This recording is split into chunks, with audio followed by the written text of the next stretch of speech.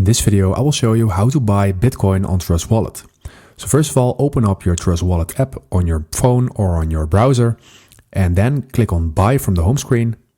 And in here, select Bitcoin, and that is BTC. So it will probably be visible in this screen because it is a really popular coin, of course. So click on Bitcoin or BTC. And in here, you need to enter the amount of Bitcoin that you want to buy. So let's say you want to buy $10 of Bitcoin, then you can select a payment method just down below by clicking on it. And right now it is set to credit card, but if you want to pay with a different method, then click on the arrow down. And in here you can select Apple Pay or Google Pay when you are on an Android device.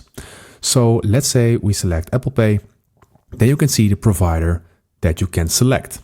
You will also see the fee that you will pay. And right now, when I click on Buy with Apple Pay, my payment will be processed and then I will buy my Bitcoin. So it's really easy and straightforward.